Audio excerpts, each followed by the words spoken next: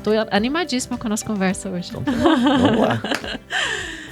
Bem-vindo ao Fala aí, Doutor, da Unimed Pato Branco. O podcast hoje recebe o Dr. André Luiz Marini, médico mastologista, e ele vai contar várias coisas pra gente. Vou falar aqui toda a especialidade. Então, cirurgia mamária, estética e reconstrutiva, clínica e cirurgia de doenças mamárias. E o Dr. André, como, né, a gente sabe que tem esse alcance, né? A mulher diante da mama, né? Eu acredito que é um dos órgãos em que ela fica...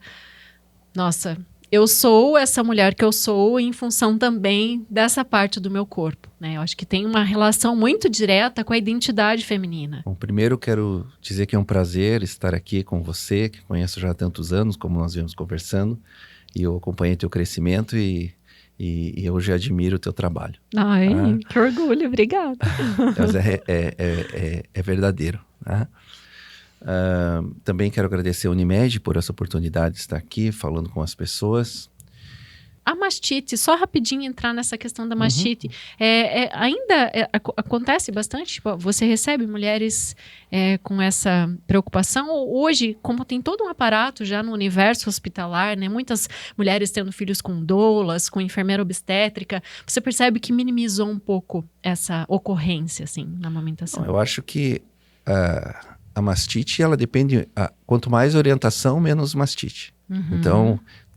quando os hospitais se preocupam com isso, os médicos se preocupam com isso, isso ajuda a diminuir. Mas sempre tem alguns casos de mastite, né? Existem mastites, para falar, mastite é uma infecção da mama. Né? Existem mastites puerperais, que são as que você está falando, que são as mais comuns, que são as que acontecem no puerpério, ou seja, no período em que está amamentando, né? Após o nascimento. E existem as mastites não puerperais, aquelas que acontecem em qualquer fase da vida. Nossa, essa eu não sabia. Não existe mastites qualquer mulher pode ter mastite, qualquer mulher. amamentando ou não. Amamentando ou não. E homem também? Acontece com os homens? É mais raro. Mais raro. Bem mais raro. Mas existem mastites, por exemplo, fumantes têm um risco maior de ter um tipo específico de mastite que se chama mastite abscesso subareolar crônico recidivante, que é uma mastite que dá atrás do mamilo, né, que costuma vir associado com pus e acaba formando um furinho na pele e vindo esse pus para fora. Aí você tem que tratar essa mastite e num período em que, depois de curada a mastite, você tem que programar uma cirurgia. Não fazer a cirurgia no momento da infecção, porque você tem que tirar os ductos, esses ductos que estão causando a mastite. Porque se você não fizer a cirurgia, ela passa um tempo bem, alguns meses, às vezes até alguns anos, aí volta a mastite. Aí você trata a mastite, passa um tempo bem e volta. Só vai curar definitivamente quando você fizer a cirurgia. É uma mastite que dá mais em fumantes e que não tem nada a ver com amamentação. E ela pode ocupar a região axilar também, assim? Pode, a mastite pode pegar tudo, mas é mais comum no seio do que na axila, né? Interessante. Nossa, olha, informação de utilidade pública aí para homens e mulheres, né? A mastite da amamentação, ela está muito associada com a mulher não esgotar o seio. Né? Claro que também se faz fissuras, machuca o mamilo, né? Você tem mais pode ter uma porta de entrada para bactéria e causar uma infecção, uma mastite. Mas muitas vezes o mais comum é que a mulher não esgote adequadamente o seio, e o seio engurgitado, ele vai causando um processo que leva à mastite. A mulher está cada vez mais orientada. E também tem aquela que opta, eu vou aleitar meu filho de outra forma, né? Não quer o aleitamento materno necessariamente, por um período prolongado, como algumas optam, né? Sim. E, enfim, hoje em dia tudo é respeitado e existe orientação profissional para tudo, né? Mas, quero colocar aqui na mesa uma questão que você previamente, né, só comentou ali a gente faz esse briefing, né, antes dessa conversa. E você contou que é formado inicialmente em ginecologia obstetrícia, né? Sim. Então, acho que é legal a gente comentar isso, apesar de ser uma profissão que você não exerceu, para as pessoas entenderem o caminho de estudos que um profissional tem que fazer para se tornar um médico mastologista. Que você não só cursou medicina, você fez a residência em cirurgia obstetrícia, certo? Para depois fazer todo o caminho para mastologia. Exatamente. O que acontece... Muitos anos de estudo. Ah, sim. 10 anos praticamente, né? Entre faculdade, especialização e tudo mais. Eu fiz a faculdade e no final da faculdade, eu fiz o 6º ano no Hospital Nossa Senhora da Conceição, em Porto Alegre. E era um hospital que tem bastante tradição, é o maior hospital público do Rio Grande do Sul. E tem bastante tradição em ginecologia, obstetrícia e mastologia. E eu já tinha decidido, então no 6º ano eu decidi por fazer mastologia. Eu gostava, achava que tinha clínica, tinha cirurgia, tinha exames, enfim, tinha a parte psicológica que eu gostava da relação com o paciente, que eu achava que tinham várias coisas que preenchiam, enfim, tinha vários motivos que me levaram a escolher essa especialidade. Eu não podia fazer mastologia direto, porque você não pode fazer, você tem que fazer antes ou cirurgia geral, primeiro faz 2 anos de cirurgia geral e aí faz mastologia, ou você faz 2 ou 3 anos de ginecologia e obstetrícia para daí fazer mastologia. E eu optei por fazer ginecologia ao invés de cirurgia geral, porque eu achava que tinha mais a ver já com mulher, enfim, com todo esse universo feminino, e que a mastologia na época estava começando como especialidade. Quando cheguei em Pato Branco, ninguém nem sabia o que era a palavra mastologia. Por isso que digo que Marine e mastologia são sinônimos. É isso aí, eu que nem uns amigos meus, o Mamini. Olha, perfeito. Muito bom. Mas então, quando eu vim para Pato Branco, como eu estava falando, ninguém nem conhecia mastologia. E naquela época, eu não tinha certeza se ia conseguir fazer só mastologia. Então, eu pensei que fazendo ginecologia e obstetrícia, se mastologia não fosse suficiente... Era um plano B. Eu tinha um plano B de fazer ginecologia. Mas você chegou a ver vários bebês nascendo durante essa residência? Eu fiz nascer vários bebês, porque eu fiz 3 anos e o hospital tinha 1.000 nascimentos por mês, passava de 1.000 nascimentos por mês. Então, a cada plantão, às vezes, fazia 10 partos, 10, sei lá, várias cesáreas num plantão. E nunca foi tentado pela esposa, vem aqui me ajudar nessa eu ajudei ela várias vezes, auxiliei cesárea, enfim. Mas então eu tinha esse plano B, eu queria fazer mastologia, mas eu pensava assim, se não tiver paciente suficiente para mastologia, eu vou fazer ginecologia. E obstetrícia, talvez, mas mais ginecologia. Mas eu me antecipei, e para poder substituir a ginecologia e obstetrícia, eu fiz imagem da mama. Eu fiquei em Porto Alegre, num centro que tem residência de radiologia, se chama Serdil, um dos maiores serviços de Porto Alegre, nos grandes serviços de Porto Alegre, tem residência, já tinha na residência na época, e eu fiquei então com o Dr. Dakir, que faleceu ano passado, ele foi assim um mestre para mim, uma pessoa que eu assim levo no meu coração.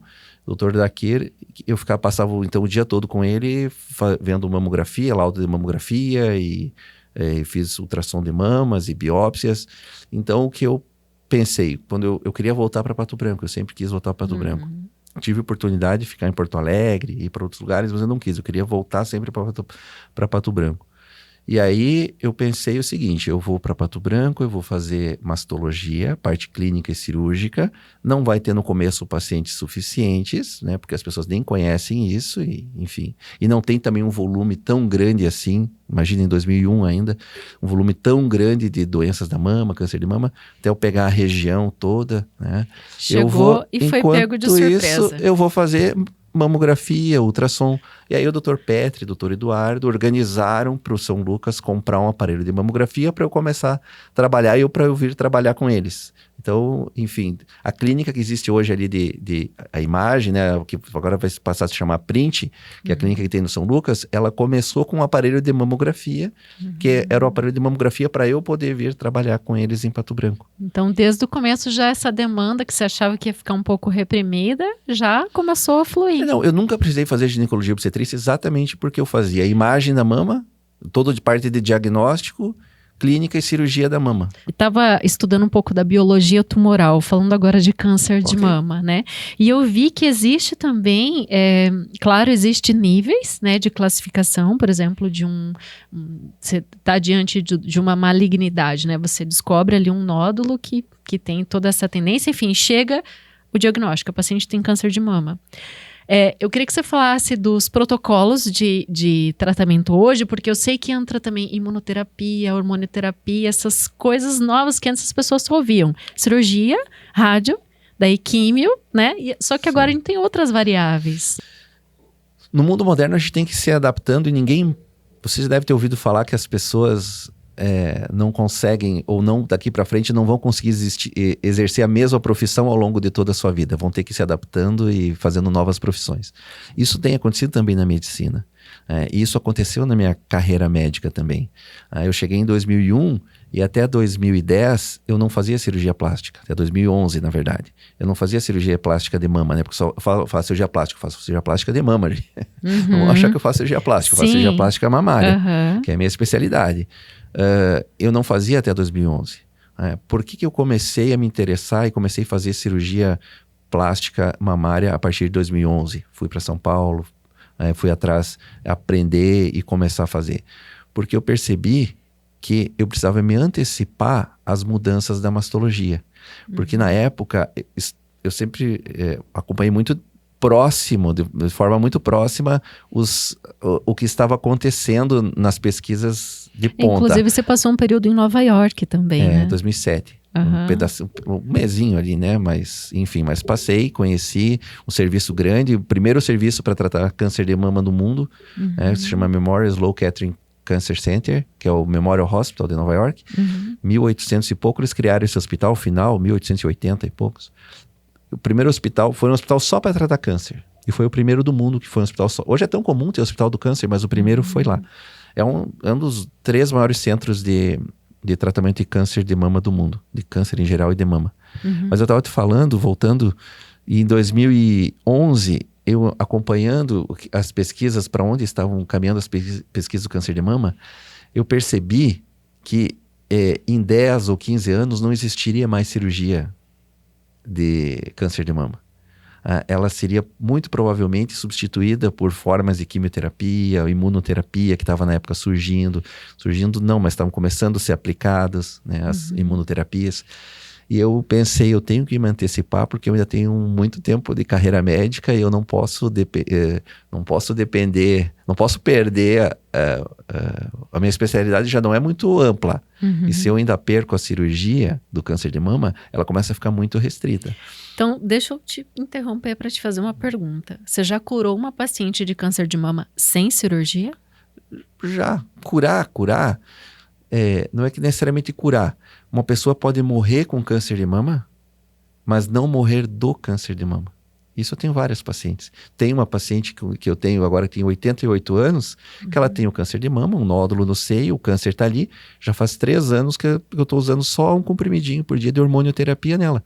Porque ela é um câncer muito pequeno, muito pouco... Não foi para cirurgia essa? Não fiz cirurgia, não queimei para quimioterapia, nem radioterapia. Ela está só usando essa hormonioterapia, porque ela não tem nem condições de cirurgia, na verdade, sabe? Já uma pessoa mais debilitada. E por que eu vou expor ela ao risco de um centro cirúrgico se eu não vou prolongar a vida dela? Né?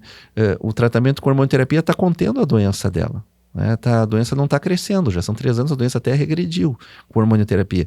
Então, muito provavelmente, essa mulher vai morrer com câncer de mama, mas não vai morrer do câncer de mama. Isso é uma coisa relativamente comum de acontecer. Então, em 2011, eu estava te falando, eu vislumbrei que no futuro talvez não se operasse mais. E eu não estava errado. Porque a gente ainda opera o câncer de mama, sempre. Exceto nesses casos muito particulares, como a pessoa não tem condições clínicas para se submeter a uma cirurgia, ou a pessoa tem muita idade, não precisa, não vai morrer disso. Enfim, algumas situações, como regra geral, você tem que fazer a cirurgia do câncer de mama. Porém, nós estamos na iminência de que alguns casos de câncer de mama já não sejam mais operados. E talvez nos próximos anos, ou talvez uma década, talvez nenhum caso, praticamente nenhum. Operar o câncer de mama talvez passe a ser uma exceção. Hoje é a regra, você tem que operar. Mas talvez em poucos anos seja a exceção. Por quê? Aí vem o link com a tua pergunta. Imunoterapia, quimioterapia, hormonioterapia. Essa linha de medicamentos evoluiu muito. Essa linha tem aumentado muito a taxa do que a gente chama de resposta patológica completa. Que é isso? Nome complexo, resposta patológica completa. Mas é o seguinte, você tem uma pessoa com câncer de mama, por exemplo. Serve o mesmo raciocínio para outros tipos de câncer, mas estou falando de mama. Sim. Você tem um câncer de mama. Hoje, antigamente, todo câncer de mama que chegava para mim, eu operava. Hoje, a gente tem que... Fez um diagnóstico de câncer de mama, a primeira coisa que eu preciso saber é qual é o tipo de câncer de mama. Nós temos alguns tipos de câncer de mama e o tratamento deles muda. Tem um deles que é mais... Um dos 3 tipos que é mais aceitável, é mais fácil de você conseguir operar. Você só não vai operar se estiver muito grande, você tiver que fazer quimioterapia para reduzir um pouco para poder operar. Senão você pode operar, né, se não estiver muito avançado. Os outros 2 tipos de câncer de mama, você muito provavelmente vai começar pela quimioterapia. Tá? E joga a cirurgia para depois. Joga a cirurgia para depois. Por quê? A pessoa tem o câncer no seio, você não vai tirar ele de lá, você vai deixar ele lá. E você vai usar, então, quimioterapia, imunoterapia, dependendo do tipo, da situação. E aí, você vai fazer todo o tratamento de quimioterapia, e aí você vai operar. Quando você vai operar, você vai de novo repetir os exames, ver quanto que a quimioterapia reduziu, né? O que acontece hoje, os medicamentos são tão bons que grande parte das pacientes, quando elas vão fazer a cirurgia, já não tem mais câncer de mama. E aí você faz exames, não sente mais no toque, às vezes você sentia no toque, agora já não sente mais. Aí você faz mamografia, não aparece, faz ultrassom, não aparece, faz ressonância, não aparece. Entendeu? Tanto que você tem que muitas vezes marcar onde que o tumor estava para você, na hora da cirurgia, saber o que você tem que tirar. Porque senão você às vezes nem sabe mais onde que o tumor estava, onde ele estava, né? Então, isso se chama resposta clínica completa. Você tinha um câncer, você fez toda a quimioterapia. Quando você vai operar, você faz os exames, o tumor não aparece mais. Hoje, 2022, você ainda tem que operar. Tá? E quando você opera, tira aquela área e manda para análise. Quando você manda para análise pelo médico patologista, o patologista pode encontrar câncer ali. Né? Então, você não teve uma resposta completa. Mas muitas vezes o patologista, ele analisa essa área onde estava o tumor e ele não encontra mais nada de câncer. Não tinha mais nada, mesmo depois que você tira e manda para análise. Isso se chama resposta patológica completa. É quando você tem um câncer, faz a quimioterapia antes da cirurgia, você opera e não tinha mais nada de câncer. Você lembra de algum caso que aconteceu exatamente isso, só citando a idade do paciente, alguma característica? Muitas assim, pacientes.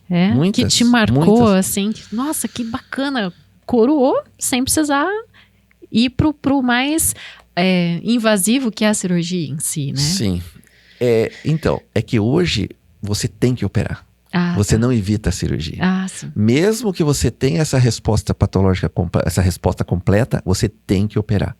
Tá? Depois você opera, tira. A gente tá falando de futuro da medicina aqui, então, antecipando. Eu tô falando do presente. Uhum. No presente, você faz a quimioterapia antes da cirurgia para esses casos. Muitas vezes, quando você vai operar, já não tem mais a doença, você opera, tira, manda para análise e não se encontra doença nenhuma. Mas ainda hoje, 2022, você tem que operar. Certo. E depois da cirurgia, você pode seguir com a imunoterapia, pode fazer radioterapia, vai depender do caso. Mas você tem que operar. Só que em 2022 já tem muita pesquisa. Semana passada ainda teve um congresso grande americano, maior do mundo na área de oncologia, se chama ASCO. Tem muita pesquisa que eles têm feito o seguinte: fazem todo o tratamento antes da cirurgia, né? Descobre o câncer, faz a quimioterapia, imunoterapia. Desapareceu nos exames, é feita uma biópsia daquela região, uma biópsia, não corte, só biopsia, tira e manda para análise, e aí opera, tira aquela área toda e aí manda para análise. E aí compara.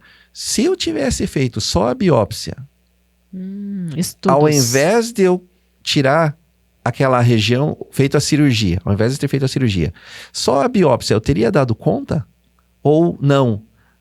Ia deixar de encontrar câncer?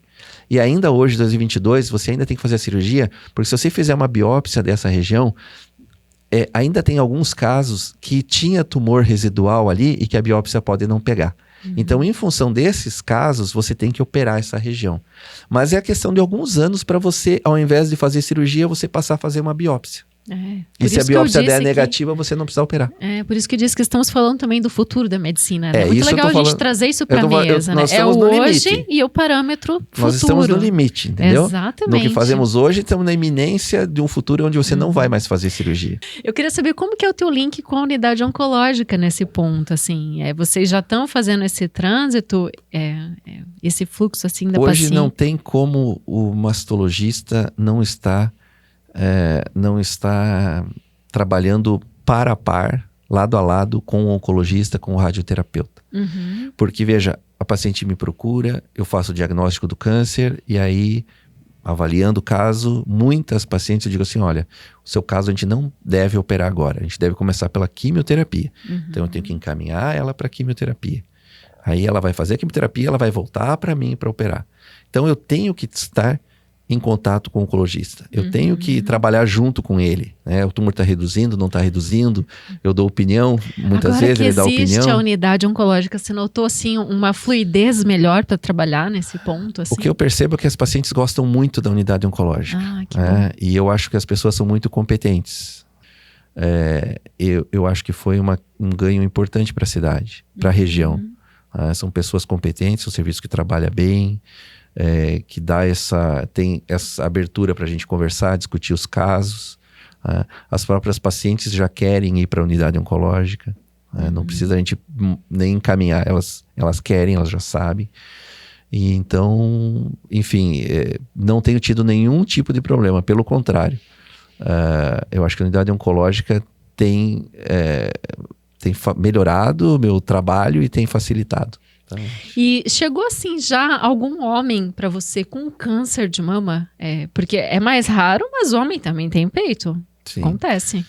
Até a adolescência, o peito do menino e da menina são iguais. A partir da adolescência, então o homem tem a semente. A partir da adolescência, a menina tem um tipo de hormônio que faz o seio desenvolver e o homem tem um tipo de hormônio que o seio não desenvolve. Embora possa, às vezes, no adolescente crescer um pouquinho o peito, se chama ginecomastia, é fácil de tratar, não é perigoso. Mas, enfim, o homem tem mama, porque ele tem essa semente. E o homem pode ter câncer de mama, mas é muito raro o câncer de mama em homem. E geralmente são homens idosos e geralmente tem uma história familiar importante, porque tem uma alteração genética na família. E aquele gene alterado passa em várias pessoas da família e ele herda, ou do pai ou da mãe, que aumenta o risco de câncer de mama, ele acaba desenvolvendo câncer de mama. Então, não é frequente a gente ver câncer de mama em homem.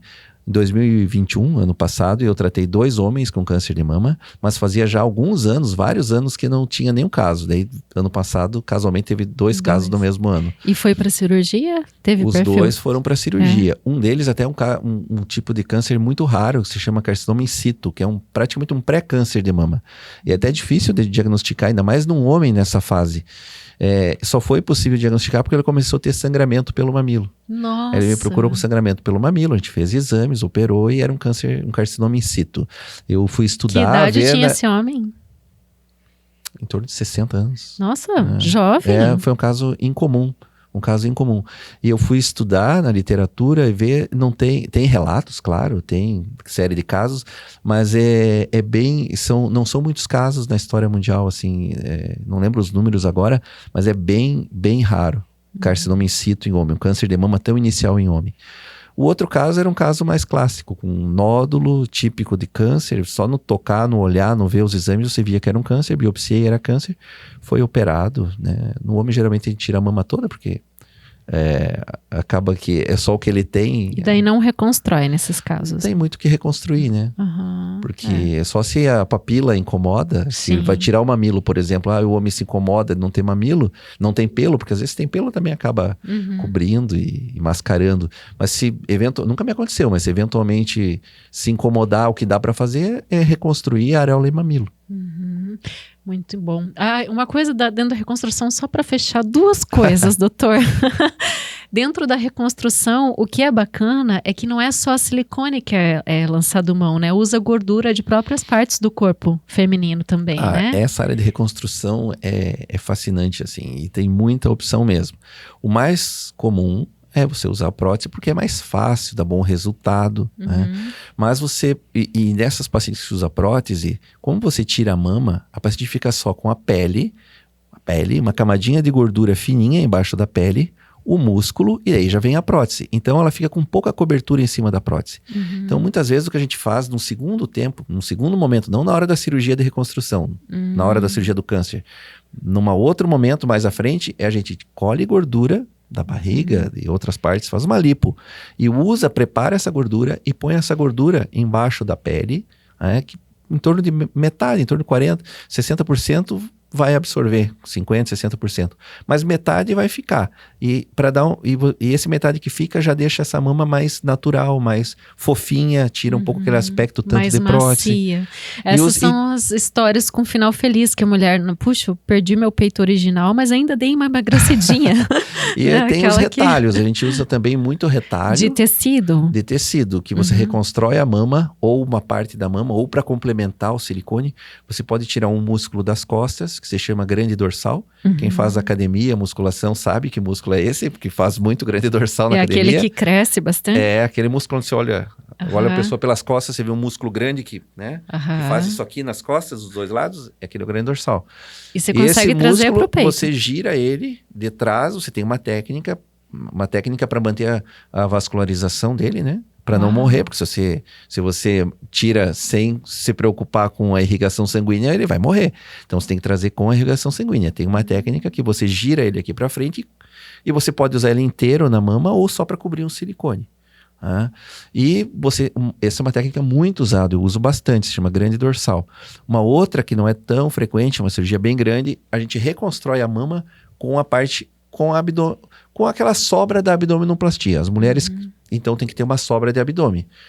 Quando um plástico faz abdominoplastia, ele tira essa parte de baixo que está sobrando e põe fora.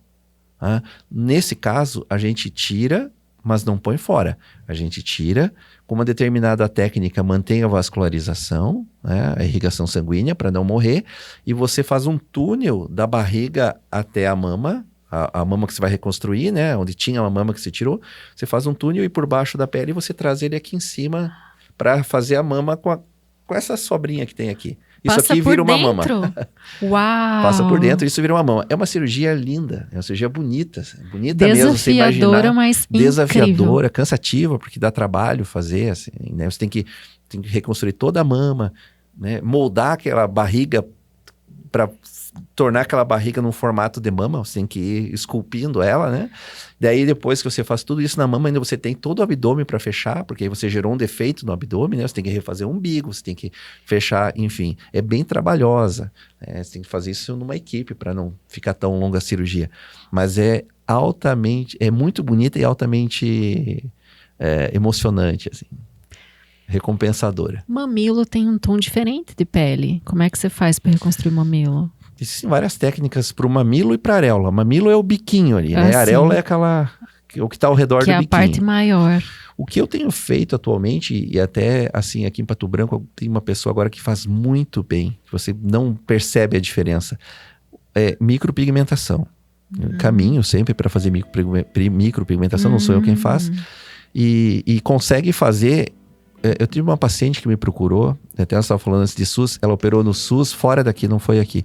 Mas ela ficou com menos de 30 anos, 26, 27 anos, e ela ficou sem o seio. Um lado com seio pequeno, não era um seio grande, e o outro lado sem o seio, só com risco, por causa do câncer. Ela me procurou para reconstruir o seio. Aí eu reconstruí o seio, com expansor, que é uma coisa, uma técnica que a gente usa. Depois coloquei um silicone e aí ela ficou com ficou muito boa a cirurgia, os dois seios ficaram muito parecidos. Aí eu coloquei no outro seio, eu tive que mexer no seio normal também para poder deixar os dois. Só que ela ficou muito parecido, mas sem o mamilo. E aí quando você tem um seio com formato, com volume, mas não tem o mamilo, fica parecendo um joelho dobrado, assim, não tem beleza. Falta aquele detalhe do mamilo. E aí ela fez micropigmentação, né? E se você olha, então ela tem de um lado o mamilo que é dela, natural, que é a mama que era normal, e do outro lado foi a micropigmentação. Mas se você olha, você não percebe. Porque a micropigmentação ficou perfeita. O tamanho, o formato, a textura, imitou a textura, a cor. Desenhou de novo. Mas você tem outra, você pode tirar da raiz da coxa, né? Da raiz da coxa a pele é um pouco mais escura, você pode tirar e fazer um enxerto, que se chama enxerto livre, daí não é com vascularização, não é, enfim, mas você pode fazer. Mas o mamilo, que é o biquinho, você pode fazer com algumas técnicas que você dobra a pele, você vai dobrando a pele e faz um biquinho, né? Faz ele ficar elevado. Mas o que funciona melhor atualmente, que eu acho que é o que mais se faz, e que é o que eu também mais faço, é encaminhar para um micropigmentador, para micropigmentação. Muito bom. Nossa, eu tô impressionada com a nossa conversa e só quero fechar dizendo, façam autoexame, né?